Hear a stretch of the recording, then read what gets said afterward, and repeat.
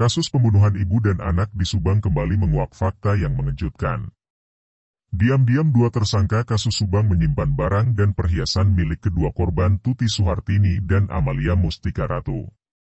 Dua tersangka tersebut adalah Yosef Hidayah dan istri mudanya, Mimin Mintarsih.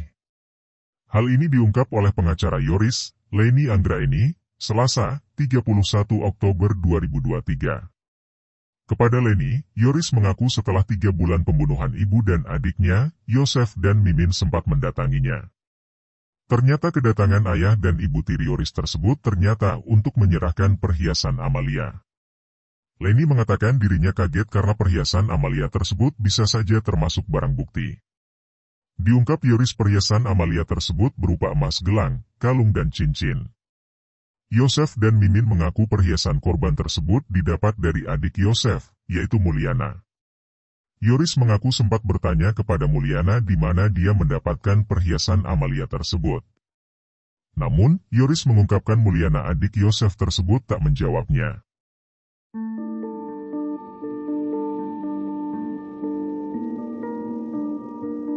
Dengan kasus di Subang, Jawa Barat, 2 tahun 3 bulan, kasus ini baru ada tersangka.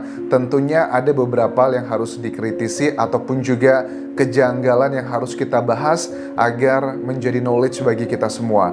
Yoris dalam keterangan terbarunya menyatakan bahwa ada satu hal yang sangat janggal pada saat ibu tirinya, Ibu Mimin dan juga papanya Yosef, 3 bulan setelah terjadinya peristiwa pembunuhan tersebut di 18 Agustus 2021, Yoris ini mengaku bahwa Bu Mimin itu sempat menyerahkan perhiasan yang ini dipakai oleh Amel saat itu.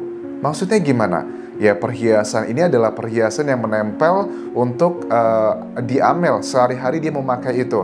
Artinya tidak dijelaskan lebih detail perhiasan tersebut bentuknya apa aja. Tapi kalau kita bisa tangkap di sini ya kategorinya bisa cincin, bisa kalung, bisa macam-macam semuanya. Ini juga aneh. Pengacara Yoris juga mengatakan bahwa bukankah harusnya yang mengamankan perhiasan tersebut adalah dari penyidik saat itu. Tapi kenapa kok tiba-tiba dari Bu Mimin dan juga Pak Yosef yang menemui Yoris kemudian langsung memberikan perhiasan tersebut? Jangan bilang ini adalah karena ketidaktahuan gitu. Ya, masa sih penyidik tidak tahu bagaimana caranya SOP-nya dalam mengumpulkan barang bukti, SOP bagaimana orang-orang tidak masuk ke sana. Ini pattern-nya, pattern itu bahasa Indonesianya apa ya? Rangkaian atau rumus atau ya gitulah pokoknya pattern-nya ya teman-teman. Itu sudah mulai kebaca sih. Jadi dugaannya ada oknum-oknum atau si orang kuat di balik Yosef ini yang membuat strategi adalah ya udah kita gunakan strategi dengan cara adalah orang awam. Orang awam tuh nggak tahu, ya kita juga udah tahu sih waktu ada keterangan dari sejumlah saksi yang mereka ini menerobos masuk ke lokasi TKP itu di tanggal 19, 20, bahkan beberapa hari sebelum itu pun juga sebenarnya mereka masuk ya teman-teman, karena ya setelah kejadian maksudku mereka alasannya mau ngambil kucing, mau ngambil papan golf, mau ngambil banyak hal paketnya Amel. Mereka alibinya sama sih, menggunakan alasan ya saya nggak tahu, saya juga masuk sama anggota polisi kok. Itu kan yang disampaikan di narasi di berbagai YouTuber yang selalu mengawal kasus Subang sejak 2 tahun terakhir ini. Saya itu masuk ke TKP bareng sama polisi, bareng sama ini dan itu.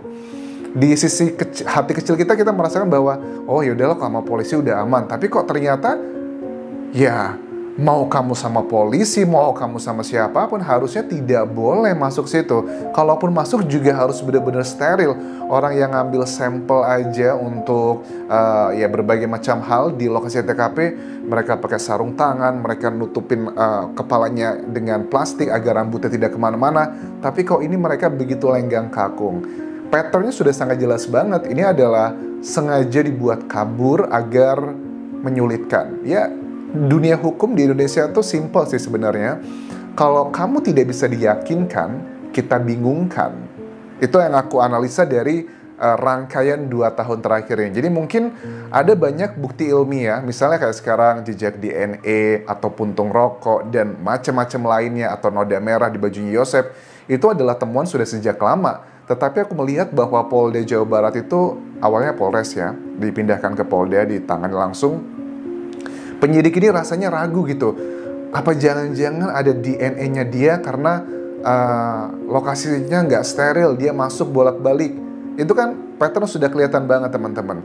Nah, kita coba lihat nanti keterangannya dari versi kuasa hukumnya Yosef, apa alasan kliennya, karena kan kliennya belum ditahan Ibu Mimin, jadi bisa langsung komunikasi ya, bisa handphone dan sebagainya, simple lah.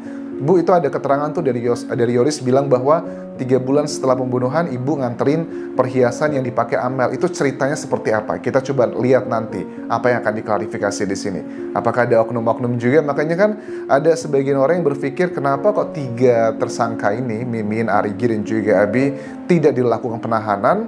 Bahkan kuasa hukumnya Yoris juga mengkritisi kalau memang Polda Jawa Barat merasa masih ragu dengan 3 tersangka tersebut, ya kenapa harus ditetapkan tersangka? Tapi sebagian orang berpikir bahwa apakah ini adalah salah satu indikasi ada tersandra kepentingan gitu. Kalau mereka semuanya ditahan, wah siap-siap aja nih bakal bernyanyi semuanya. Karena dengan 3 tersangka tidak dilakukan penahanan, mereka ini masih bebas loh melakukan banyak hal. Ya dibilang, ya mungkin ada yang bilang kan ada yang mengawasi mereka anjas. Tapi zaman sekarang kan ada internet, ada telepon. Apakah mungkin HP mereka sudah disadap? Mungkin nggak? Kalau itu mungkin juga ya nggak tahu sih ya. Mereka bisa komunikasi dengan cara apapun. Oke, terus Yoris juga mengatakan bahwa Yosef itu sangat janggal sejak 2 hari setelah terjadinya pembunuhan tersebut. 2 hari setelah kejadian tersebut, Papa kalau temui saya itu minta uang aja. Bahkan di saat itu dia meminta untuk mencairkan uang yayasan nilainya sekitar 20-an juta rupiah dan meminta Danu untuk menjadi bendaharanya. Karena kan bendaharanya Amel ya sudah meninggal, Bu Tuti sebagai sekretarisnya dan Yoris adalah sebagai ketua yayasan. Sekarang posisinya gimana? Setelah kasus pembunuhan tersebut, Yoris itu sudah dicopot jadi ketua yayasan, dia menjadi kepala sekolah. Sementara ketua yayasannya adalah Pak Yosef. Yang paling berpengaruh adalah ketua yayasan ya, dia yang akan bertanggung jawab untuk pencairan lah dana dan semuanya. Kepala sekolah itu ibarat kata ya hanya sebuah posisi jabatan ya, jadi menjalankan apa yang disuruh atau diperintahkan dari ketua yayasan. Itu adalah kejanggalan yang sangat nyata. Baru 2 hari istri dan anaknya itu dihabisi oleh orang lain, tapi dia udah mencari uang, gitu, minta dicariin uang tersebut. Berikutnya juga adalah kejanggalan waktu BAP pertama. Yosef itu diperiksa pertama di Polres Subang ya, sampai terakhir di Polda Jawa Barat. Yoris bilang begini bahwa waktu di BAP pertama Papa bilang bahwa Papa ini mau diperiksa di Polres. Banyak sidik jari Papa. Wah, Papa ini bisa jadi tersangka ini. Itu pada saat dia ngomong tersebut sekalian meminta uang 100.000 rupiah. Kelihatan banget sih bahwa Yosef ini adalah broke banget ya, nggak punya uang, karena uang dalam hitungan yang ratusan ribu, puluhan ribu dia selalu minta sama anaknya. Bahkan dari Yoris pun mengatakan selama ini yang ngasih uang ke Yosef itu adalah Amel, bukan dia sama sekali. Bahkan ini juga menjadi salah satu cara Yosef beberapa kali diwawancara sejumlah YouTuber ataupun juga media massa bahwa saya tuh nggak mungkin menghabisi anak saya Amel. Saya tuh sayang banget. Saya tidak pernah memukul anak saya sedikit pun. Dia adalah orang yang selalu memberikan saya uang bla bla bla gitu kan ya. Tapi pada kenyataannya alat bukti tidak seperti itu ya. Jadi lidah itu tidak bertulang. Jadi apapun yang dikatakan kita nggak boleh langsung percaya begitu aja.